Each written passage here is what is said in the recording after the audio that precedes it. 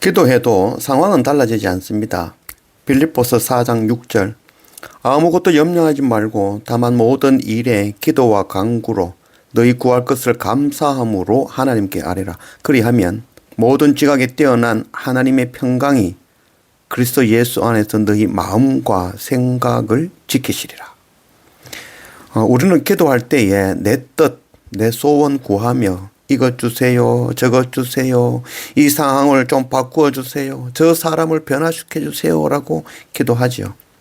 그러나 하나님께서는 이런 기도를 들어주시는 것이 아니라 우리의 마음과 생각을 바꾸어 지켜주신다라고 말씀하고 있죠.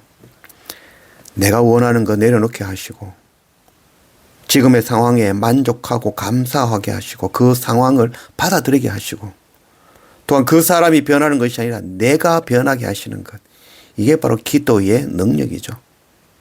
하나님 지혜의 말씀으로 우리의 마음과 생각을 변화시키는 것, 이것이 바로 기도입니다. 날마다 기도하며 우리의 마음과 생각을 지키고 변화시키는 주님을 만나는 그런 우리가 되기를 원합니다. 오늘 누가복음 19장 1절 예수께서 여리고로 들어가 지나가시더라. 그래서 예수님께서 여리고로 지금 지나가시는 중에 그런 이야기죠. 오늘 말씀은 그 삭개오를 만나는 그런 이야기입니다. 이 여리고성은 이스라엘 백성들이 출애굽하여 광야 40년을 헤매고 가나안에 입성할 때 그 첫 번째 성이 바로 이 여리고성이었죠. 난공불락의 성. 이 여리고성이 무너지고 그 성에 살고 있던 기생 라합 그리고 그의 가족 외에는 하나도 남기지 않고 진멸되었던 성. 그래서 첫 것으로 하나님께 온전히 바쳐진 성이었죠. 이 여리고성은 오늘 나오는 이 삭개오의 이야기가 나오는 곳이고 또 맹인 바디메오가 눈을 떴던 곳 그리고 선한 사마리아인의 그 비유가 배경이 된 곳이 바로 이 여리고성입니다. 여호수아 6장 26절 여호수아가 그때에 맹세하게 하여 이르되 누구든지 일어나서 이 여리고성을 건축하는 자는 여호와 앞에서 저주를 받을 것이라. 그 기초를 쌓을 때에 그의 맏아들을 잃을 것이요 그 문을 세울 때에 그의 막내 아들을 잃으리라 하였더라. 여리고는 온전히 하나님께 바쳐진 성으로 사람이 이 성을 다시 쌓으려고 하면 쌓으려고 하는 그 사람은 저주를 받아 맏아들이 죽고 막내 아들이 죽는 그런 저주를 받는 성이 되고 말았습니다. 열왕기상 16장 34절 그 시대에 베델 사람 히엘이 여리고를 건축하였는데 그가 그 터를 쌓을 때에 맏아들 아비람을 잃었고 그 성문을 세울 때에 막내 아들 수굽을 잃었으니 여호와께서 눈의 아들 여호수아를 통하여 하신 말씀과 같이 되었더라. 여리고성이 무너지고 흙더미가 된 이후 500년이 지났죠. 그날 어느 날 이 베델 사람 히엘이 그 여리고성을 재건한 것이죠. 그가 재건할 때에 이 여호수아의 예언과 같이 시작할 때 기초를 쌓을 때 맏아들이 죽어버렸고 마지막으로 성의 문을 달 때 막내 아들이 죽는 그런 일을 당했던 것이죠. 여리고성은 이스라엘에서 가장 오래된 성, 처음으로 세워진 성, 가장 견고한 성. 그만큼 모든 길이 연결되는 아주 중요한 요충지인 것이죠. 여호수아 때부터 무너져 500년간 흙무디가 되었던 그 성이 다시 세워지려면 바로 아들을 잃는 아픔을 겪어야만 되는 것이죠. 이 베델 사람 히엘은 이 여리고성을 쌓을 때에 자신의 아들이 죽는다는 것을 몰랐을까요? 그렇지 않습니다. 500년간 이 중요한 자리에 여리고성이 무너져 흙더미로 되어져 있는 것, 그거 보면서 누구나 다 알고 있었던 것이죠. 왜 이 성이 재건되어지지 못하는가?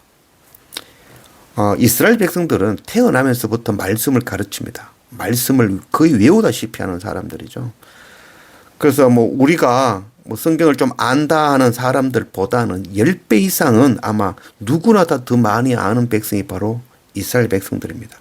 우리도 말씀을 통해서 듣고 아는데 이스라엘 백성들은 누구나 다 알고 있는 내용이죠. 이 여리고성을 다시 재건하려면은 맏아들이 죽고 막내 아들이 죽는 그 고통을 겪어야 된다는 것을 알고 있는 것이죠.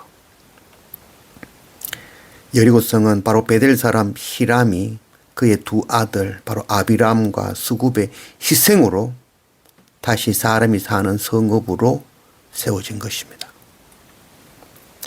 멸망의 흙더미 같은 죄인 삭개오의 마음에 주님이 찾아오시고 삭개오는 자신의 죄를 깨닫고 남의 것을 속여 빼앗은 것은 4배로 되갚고 그것을 통하여서 죄 용서를 받고 구원함을 받는 놀라운 일을 겪게 되는 곳, 이것이 바로 여리고인 것입니다.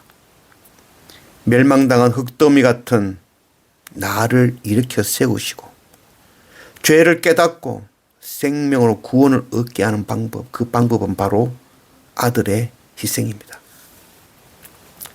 그 저주받은 십자가 문대시는 바로 아들의 희생, 독생자 예수 그리스도 그 십자가 희생을 통하여서 우리가 죄를 깨닫고 죄 용서함을 받으며 다시 의롭다함을 칭함을 받는 구원을 얻은 것이죠.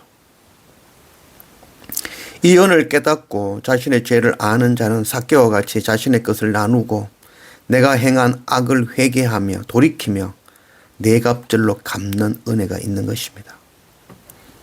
우리 가운데에 죽을 수밖에 없는 여리고 같은 우리를 살리신 그 은혜를 깨닫고 정말 나누는 삶, 복음 전하는 삶 살아가는 그런 우리가 되기를 원합니다. 2절 삭개오라 이름하는 자가 있으니 세리장이요 또한 부자라. 그가 예수께서 어떠한 사람인가 하여 보고자 하되 키가 작고 사람이 많아 할 수 없어 앞으로 달려가서 보기 위하여 돌나무에 올라가니 이는 예수께서 그리로 지나가시게 되미르라. 예수께서 그 곳에 이르사 쳐다보시고 이르시되 삭개오야 속히 내려오라. 내가 오늘 네 집에 유하여야 하겠다 하시니. 삭개오가 얼마나 놀랐을까요? 삭개오는 예수님을 보기 위해서 이 돌무화과 나무 위에 올라가서 기다리고 있었죠. 근데 예수님께서는 뭐 저 사람이 누구냐 묻지도 않고 바로 그의 이름을 부르죠. 삭개오야 내려오라. 얼마나 놀랐을까요? 전성에 따르면은 이 예루살렘의 4분의 1이 바로 이 세리장 삭개오의 소유였다라고 이 전성에 기록하고 있죠. 자기 집에 가득 쌓아놓은 그 돈, 그것이 바로 죄임을 깨달아 아는 자죠. 이 돈 때문에 주님께 가까이 갈 수 없음을 아는 자이죠. 그래서 멀리서라도 주님을 보기 위해서 돌무화과 나무에 올라간 것이죠. 누가복음 18장 22절 예수께서 이 말을 들으시고 이르시되 네게 아직도 한 가지 부족한 것이 있으니 네게 있는 것을 다 팔아 가난한 자들에게 나누어 주라. 그리하면 하늘에서 네게 보화가 있으리라. 그리고 와서 나를 따르라 하시니 그 사람이 큰 부자이므로 이 말씀을 듣고 심히 근심하더라. 근심하고 돌아가 버린 이 큰 부자, 젊은 부자의 이야기죠. 돈이 많다고 누구나 다 나눌 수 있는 것은 결코 아닙니다. 돈이 있는 자는 그 돈의 힘을 알죠. 그 능력을 알기 때문에 그 돈을 더 소중하게 더 움켜쥐고 나누기 어렵게 되어지는 것입니다. 젊은 부자는 근심하고 돌아갔죠. 삭개오는 자기 죄를 깨달아 아는 것이죠. 그리고 삭개오는 먼 발치에서 주님을 보고 싶은 그 마음, 그런 마음 가운데 자신의 집에 유하겠다는 그 주님의 마음, 주님의 말씀, 그 앞에 얼마나 놀랐을까요? 삭개오는 급히 내려와 주님을 자신의 집으로 모셨습니다. 8절 삭개오가 가서 주께 여짜오되 주여 보시옵소서. 내 소유의 절반을 가난한 자들에게 주겠사오며 만일 누구의 것을 속여 빼앗은 일이 있으면 내 갑절이나 갚겠나이다. 예수께서 이르시되 오늘 구원이 이 집에 이르렀으니 이 사람도 아브라함의 자손이로다. 인자가 온 것은 잃어버린 자를 찾아 구원하려 함이리다. 자신의 집에 오신 주님 앞에 자신이 가득 쌓아놓은 그 재물이 부끄러웠죠. 이제까지 그 신체의 약함, 자기가 키가 작은 그런 약함으로 온갖 비난과 수모를 겪으면서 오로지 재물에 의지하고 위로 삼으며 살아왔지만 주님이 자기 집으로 들어오시자 그동안 의지하고 위로 삼았던 그 모든 것이 너무나도 부끄러워진 것이죠. 주님을 마음에 모신 삭개오는 이제 세상의 돈이 즐거움이 아니다는 걸 깨달았죠.